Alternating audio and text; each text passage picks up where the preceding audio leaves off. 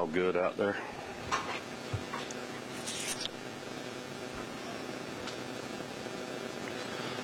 All right, good morning, everybody. Thank you for being with us. Joined by Director Stallings from the Georgia Emergency Management Agency, Will Langston, who's been doing a great job with our weather forecast and also just giving updates. I want to thank everyone in the State Operations Center, the Department of Public Safety, Georgia National Guard representatives, Georgia Department of Transportation, Department of Natural Resources, folks that are here and throughout the state. The Forestry Commission is in that same boat.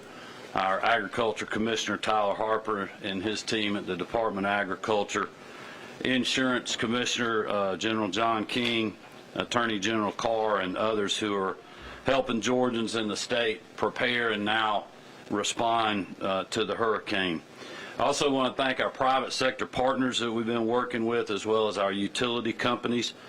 Just a few quick updates. I'll turn it over to Director Stallings, and he's going to give you some logistical information, and then if Will has anything to add on the weather, we'll let him chime in as well. On our private sector utility partners, we got about 61,000 without power right now that we know of. We have folks standing by and ready to move as soon as it's safe to do so, and Director Stallings will fill you in a little more on that here at the end of the briefing. As you all know from current events, Idalia made landfall on the Florida Gulf Coast as a Category 3 this morning before dropping to a Category 2, and currently it's Category 1 as it continues to move throughout Georgia. We feel like that'll fall to a tropical storm by the time it leaves us and heads into South Carolina. It entered Georgia around 10 a.m. We're thinking that it's going to get to South Carolina between 8 p.m. and 10 p.m. this evening. There's been a heavy impact in South Georgia with heavy rainfall and heavy winds. I know most of the people across the state of Georgia will not feel the impact of the storm, but for those that were in the line of the storm, it is very hard hitting, and we're certainly watching that as it continues to move through the state. We had multiple counties in the affected area that are seeing winds in the 70 to 80 mile per hour and some gust up to 90. We know by radar it looks like we may potentially have in some areas 9 to 10 inches of rain. The good thing is this is a narrow storm and is very fast moving, so it's not sitting on us and dumping even more rain than that at one time. So we're thankful for that. Just to give you some logistics on what Director Stallings has been doing in my direction, we've activated the State Operations Center, as you all know, early Monday morning to monitor the storm's progress and coordinate closely with all relevant agencies that I mentioned earlier, not only at the state but also at the local level, and we've certainly been in touch with our partners at FEMA. The state of emergency was issued yesterday, making state resources available to all local governments and organizations within the hurricane impact area. We have assets staged, and our personnel are in the EOCs in the affected areas, and we're coordinating with our utility providers, and Director Stallings is going to talk a little bit more about that. Lastly, I would just say that we feel fairly confident that we're going to be able to get crews moving here as we move into the afternoon. We obviously have to make sure that the storm passes and it's a safe environment for them to be working. You're talking winds that drop below 35 miles an hour for folks that need to be up in bucket trucks. We certainly want to take make sure our first responders stay safe. But as soon as those conditions are right for us to move, we have resources ready and able to do that. Lastly, I would just say when the storm came into our state in counties like Eccles and Lowndes, we've certainly seen a lot of downed trees. I mentioned the power outages, and there has been some flash flooding. So we're going to continue to watch that as the storm moves, but thankfully it is weakening now. And with that, I'll turn it over to Director Stallings, and then if Will has anything, we'll let him brief you guys, and we'll do some questions. Director. Sure. First and foremost, I want to thank Governor Kemp and the First Lady for their support, their quick action, and turning us loose to do the job that we are trained and exercised to do. We do appreciate that. It's that quick response that allows us to fill a room like what you've seen here today with the state assets to do the job we need to do. With that, we are prepared. We've got pre-positioned assets all over the state. That includes State Patrol, DNR, Forestry Commission, Georgia Guard. We're ready. Air assets, drones, search and rescue teams. We have tarps, MREs, waters, all the things that you would think that would be needed in a time like this. We have those pre-positioned and downrange. We also have our staff inside all of the local emergency management centers that are going to be impacted, so that we can get those need responses quickly and in a timely manner. Something that we want to remind everybody, though, is that with all the power outages that we have, the trees that are down, it will take us a little while. We always remind you 72 hours is the time frame you need to be thinking before you can expect a true power response. If it's before that, then really we're very pleased, but it takes us a little while to get back into the area. We have to open up roadways, we have to clear right-of-ways, we have to assess transformers, get live wires that are down, disabled, so that we can get crews in there safely. As the governor mentioned, we do need those winds down below 35 before we can get folks up in bucket trucks, and so that's extremely important as well. We have shelters all over the state, so if you are if you had to evacuate due to the storm, we have shelters that are already standing. American Red Cross has got shelters up, and then we have some shelters that are being run by the counties as well. If you need anything, the 1-800-TRI-GEMA number is a number that you can go to that will get you service. You can also visit our website for a list of events.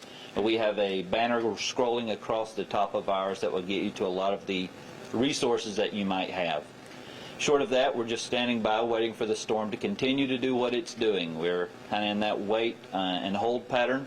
But as the governor mentioned, we are hopeful that it's out of the state by 8 p.m. this evening, maybe 10 o'clock, and then that we can begin to assess. For those that were hit first, we will try to get to you first. Our goal is to circle in behind the storm and immediately start providing those resources as we can. With that, sir, we'll take any questions. Will, you have anything you need to add? Sure. Let's give him a quick weather update. I think good. So, as the governor mentioned, it's a Category 1 hurricane right now. It's weakening pretty quickly. Hopefully will be a tropical storm here within the next few hours as it moves closer toward the Georgia coast. We will still see some heavy rainfall in the meantime and sustained winds of 50 to 60 miles per hour near the core of the storm, and gusting higher, and then obviously tapering off as we get closer to the coast. But like they mentioned, hopefully it's out of here within the next 6, 7, 8 hours or so. All right, Richard. The last time a hurricane happened in this area, we saw unbelievable agricultural damage. Talk a little bit about Richard's Are you seeing any of that now? Is this a different storm than Michael? It's definitely different than that in a good way. Not that any of these things are good, especially if you're in the line. I have not been hearing from any farmers just yet, or Commissioner Harper in regards to any kind of crop damage. I mean, it's obviously a very critical time right now. Marty and I were down in South Georgia last week, and a lot of the farmers were needing a little bit more rain to finish their crop out, but they were also worried about a lot of wind damage, and so we'll just have to see. I mean, I think I'm hopeful that it's a good sign that I haven't gotten calls, because if it was bad, normally I would, but we just don't know yet. I don't know. Have you heard anything in that regard? Yeah. Governor Kemp, can you talk a little bit about the evacuees and how prepared Georgia is in and those speedways opening up in case we get to other parts of coastal Florida, what's happening here, especially in metro area? So yes, Atlanta Motor Speedway did open up. Traditionally, that's more for RVs, campers, things of that nature that can come in. We do have shelters, though, that have been opened up, continue to open as that need arises. Our GDOT partners helped us monitor traffic. We didn't see a huge uptick in what would be normal traffic coming from Florida. They're a very resilient state as well. They were, I hate to say they're used to this by now, but they hold in when they can. So, but we're ready to handle any evacuees. Certainly, our hospitality here in the state of Georgia, we have a great hospitality resource here. We look forward to helping however we can. Yeah, I know. I talked to Commissioner Raven at DNR yesterday, and we got state parks and other things available for people that need them. So I feel like we have a lot of resources. Yeah. We're hearing some reports from the coast that honestly it looks like the tide is going out. Are we worried about it?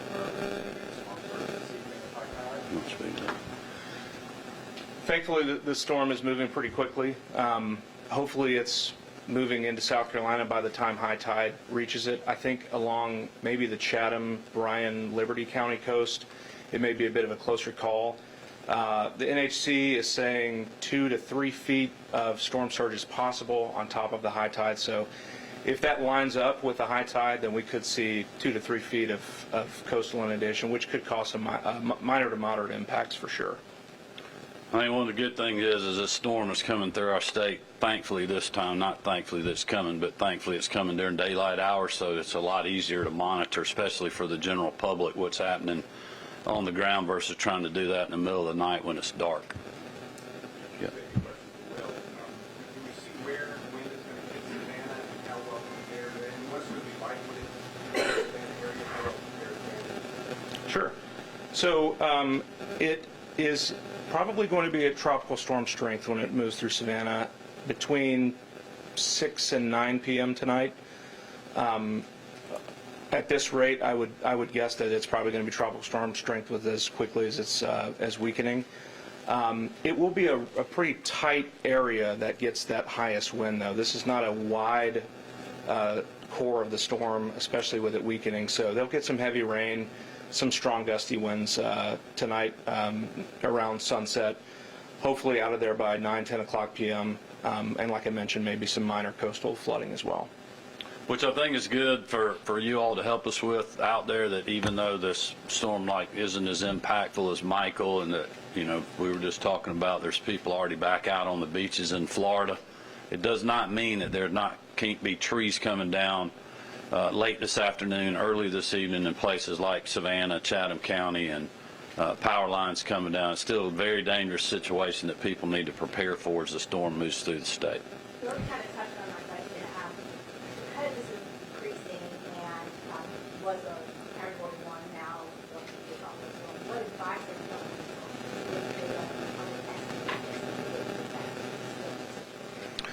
Well, I think that's what you all can help us. I mean, listen, this is still a bad storm that's coming through, and when you have a lot of rain, you have the potential for trees to come down, and we just got a report of someone we know that a tree just went through their roof in Valdosta. You know, so it's a dangerous storm. People need to prepare. They need to be ready when it's coming through, and either, you know, move a county or two up if they have the ability to do that. If not, make sure they're in a secure location.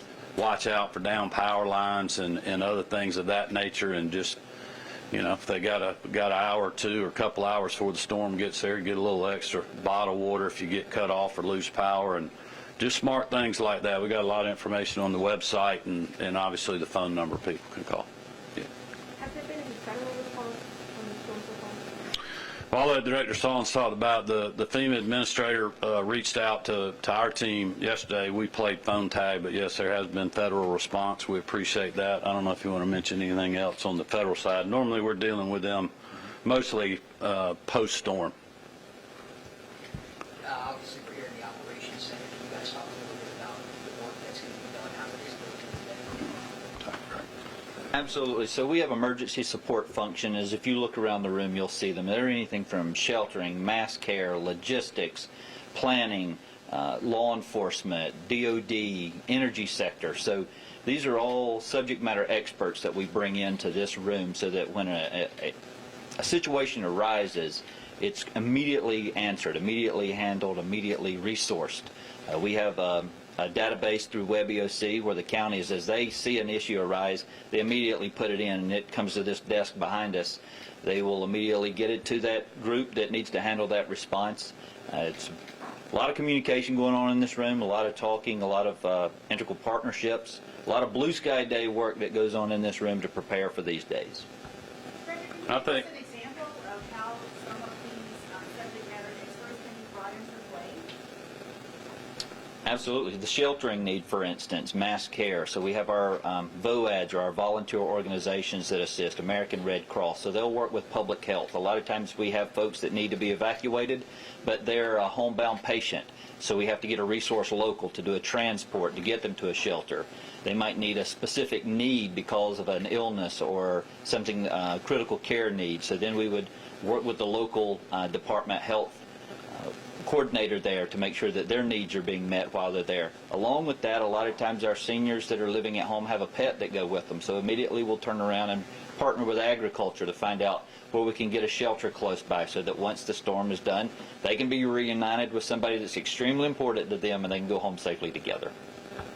I think the other thing too, working, a lot of these folks work with our private sector partners when you're thinking about even if it's down in Florida where people are needing fuel, working with our fuel suppliers, trucking companies and other things to work the logistics out of that, the certainly state of emergency and other tools that we have to help in that regard. Anybody not? Are there any injuries or deaths reported at this time? Not yet, sir. Yeah, none that we know of. Okay. Any specific damage areas you know is Well, we definitely know in Eccles County that we've got a lot of down trees, power outages. We've had some road blockage on I-75 North, I think it was, that they were trying to clear, and then the winds got too high, so we had to pull everybody out.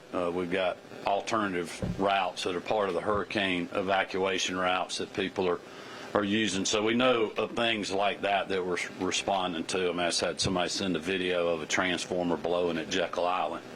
So, I mean, you're going to have things like that happen. Thankfully, it's nothing to the scale of Michael was.